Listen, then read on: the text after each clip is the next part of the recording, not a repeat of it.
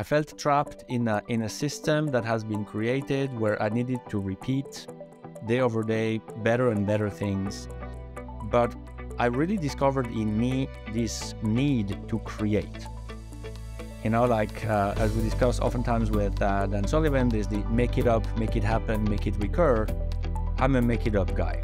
I get my energy from that, and I really discovered that the make it recur drains my energy. And when I was a surgeon, I was really good at school. But when I became a practicing surgeon, I realized that my energy was not there. And I would literally go home tired.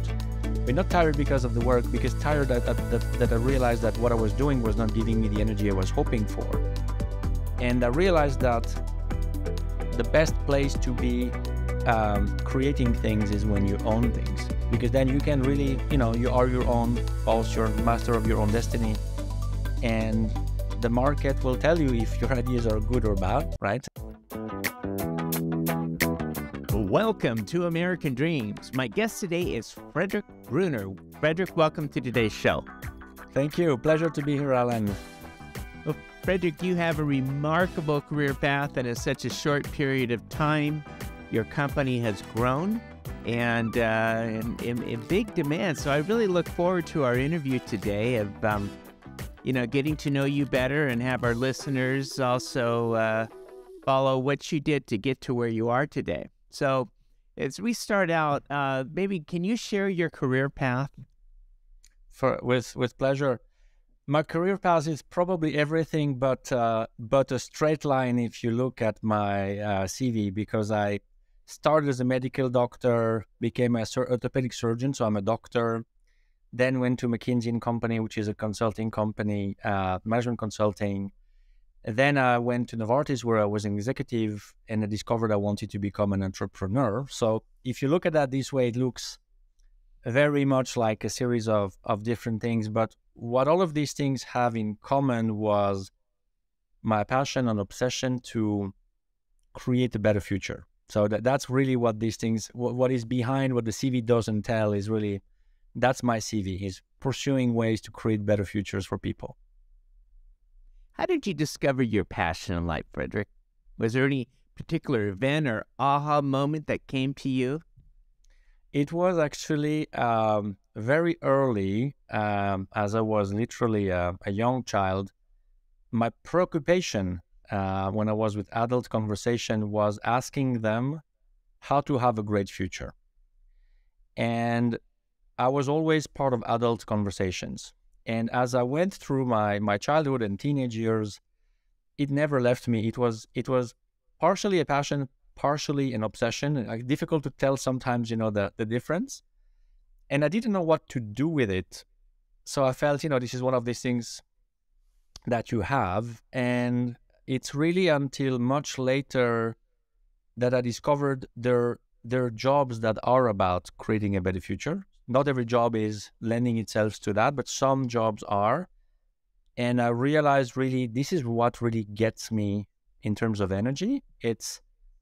I love to have the impression that we can make things much better than they are today, and rally people around this idea that we could improve things by a great degree, and then going after this improvement. So that's really what gives me energy. I also discovered it gave a lot of energy to some people. It's not for everybody.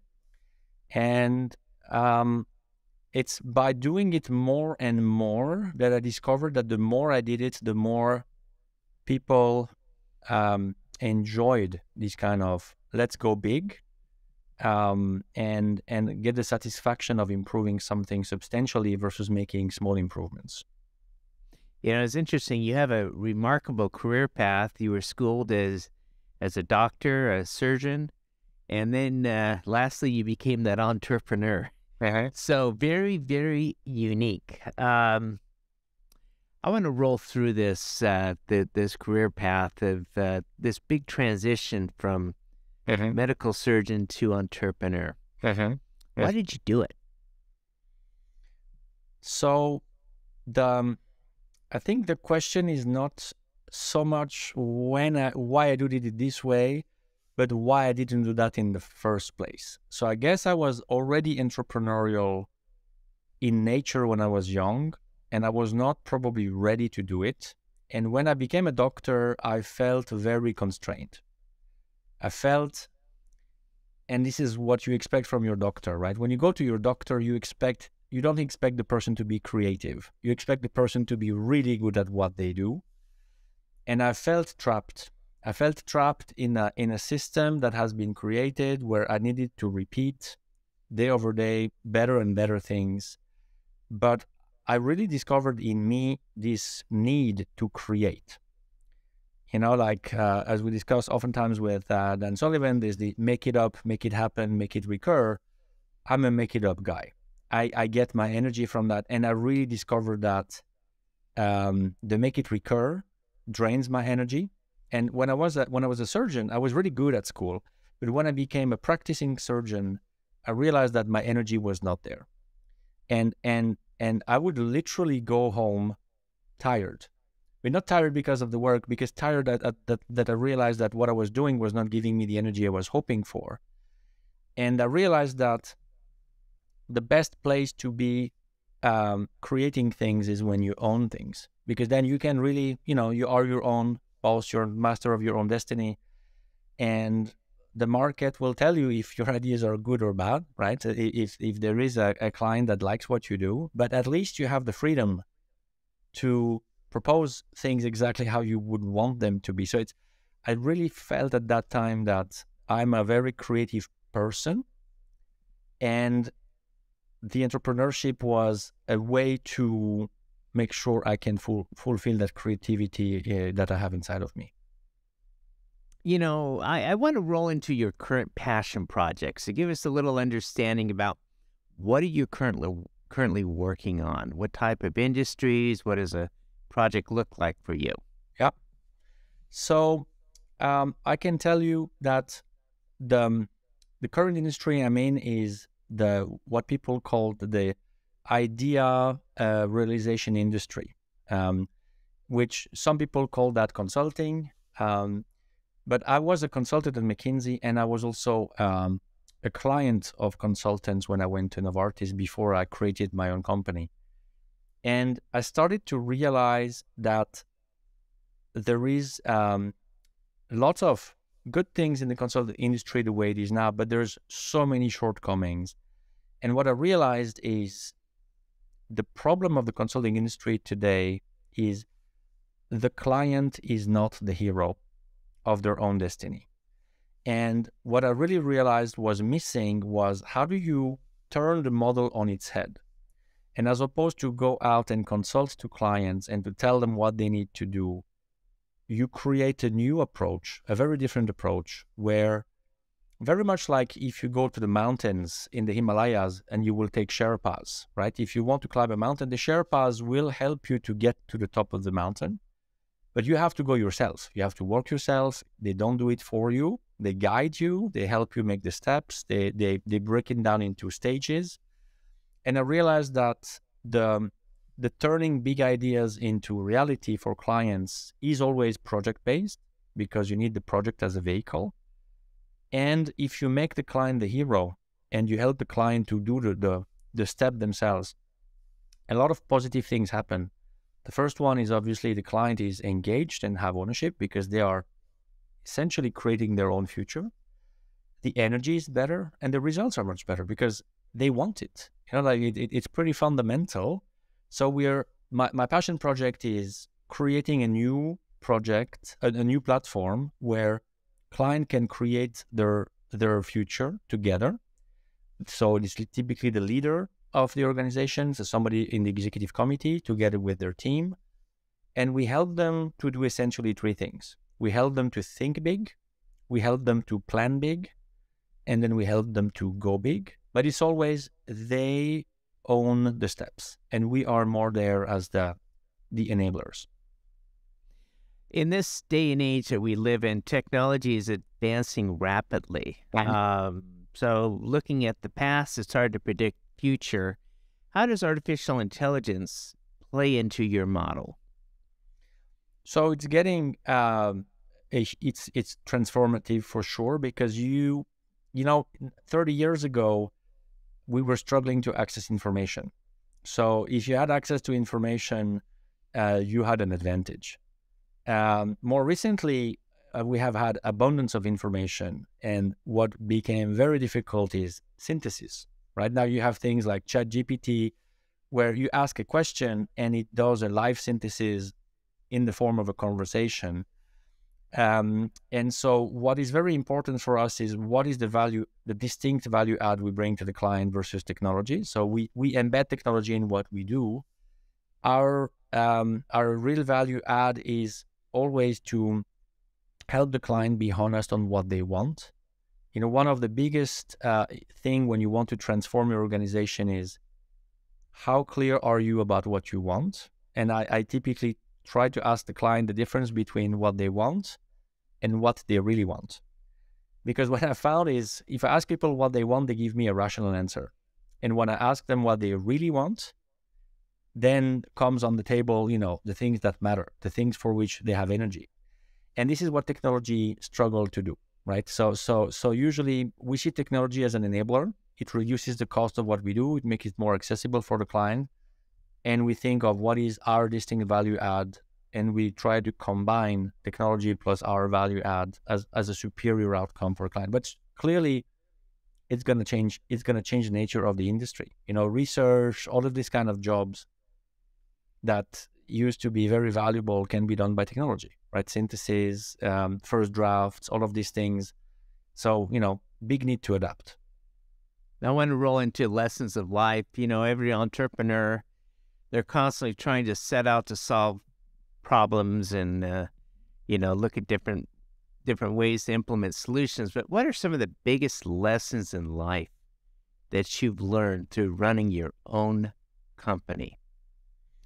There's quite a few. If I start with probably the biggest is it took me a while to really, there's a difference between what you think clients want and what clients really want. And that difference is really putting yourself in the client's shoes and really deeply understanding what client want, because you can be 70 to 80% close, but that's not good enough. And when you really find out what clients really want versus their problems or their needs, etc., you have a much better way to serve them. And one of the things that I found was, as opposed to isolate myself too much and thinking that in a room with my team, is have the conversation with the client. Like, you know, the insecurities of starting a business is you want things to be perfect, and you think a lot, and then you go out to see the clients. And what I found is engaging the clients on their realities and what would help that they don't have today. What exactly would make a difference? That's a very important notion, because I found that you can talk about clients of what is important, and you know what is important. So that is a first thing that we did quite well. I think what we had to learn is within the what is important, what makes a true difference. And then you can be very specific. If you know these three things would make the biggest difference, then you can adapt your service or product. You can really make sure that the client says, okay, this is like night and day with what I used to have, right? And so it took us a while to be more organized, to always understand what matters, and then to deep dive and really isolate what makes a difference, and to realign our services. And it's mostly services that we have, realign our services around what makes a difference. When a client's looking at, do I use Frederick or do I use another consulting firm? How does your approach differ from what they do? I would say that a traditional consulting firm come with a couple of differences versus what we do. Usually, they are the hero of the project, not the client. And usually, you have to buy the whole package or the project, etc., to get access to thinking and planning and execution of the project. What we do is we believe that a lot of the battle lies before the project. So we believe that the client need help to really have the time to think, what should we really do before they do the project? Like a consulting firm will probably spend a couple of hours to understand what you're trying to do, and then they come with a outside-in solution. We will say, listen, let's take a couple of weeks to really understand what you want, to understand what your team believes, and then together design a very clear picture of what success looks like. Because oftentimes clients have a very short description of success. It's a one sentence. But when you ask them, tell me how success really looks like, and tell me how it should look like in reality, and why does it matter to you, you realize that they don't know. And what we do essentially is to clarify all of these things before the project starts. So you are really selling yourself on the future you want. Your team really also can paint a picture and say, oh, wow, if this is really going to look like that, I'm totally motivated. And the project is much more tailor-made. It's much more designed. So it's essentially going slow to go fast, right? So, and the pre-work we do before the project starts pays off 10 times or more on the project. So that's unique in how we approach things. How has business demand changed since the pandemic? So we are in the good fortune to be in life science. So we had a huge spike, especially with the COVID related things. So we're serving one of the big vaccines player. So we were instrumental to, we could help this company to develop and launch COVID in record times. So for us, it's been a big growth accelerator. But I would say also in general, people became much more health aware between different things. There's a lot now of self-diagnostic technologies, self-monitoring, etc. So I would say the life science industry is booming. The tech industry is entering the life science industry. The private equity is entering life science industry. So for us, it's been a tremendous growth. And these are clients usually that are capitalized, and clients that are also, I would say, investing in economical downturn, etc. So we are, I would say, lucky in that sense that we're there. The second thing that has changed is the supply chains, right? So what we see every client is they need to rethink what is done locally versus what is sourced from low-cost countries. So we have a lot of work to help clients to rethink how we, especially global players, how are we organized worldwide. It used to be a no-brainer to have things in India and China, and now you have a lot of companies that say, well, we actually need to have certain things on US ground because we want to avoid being trapped a second time, right? So that we see quite a change of how to organize oneself, especially the supply chain. Frederic, I really appreciate you being with us today. I got one final question for you, though. Yep. Okay. When everything is said and done, yep, in your life and as people evaluate your pathway, what do you want to be known for? I would love to be known for the person who has democratized the science of project. So everybody who has a big idea can go on genu.com and find a way to bring that idea to life. Because I believe that improvements come from ideas, and ideas need a project to be realized. And too many ideas are good but die because the project is not well executed.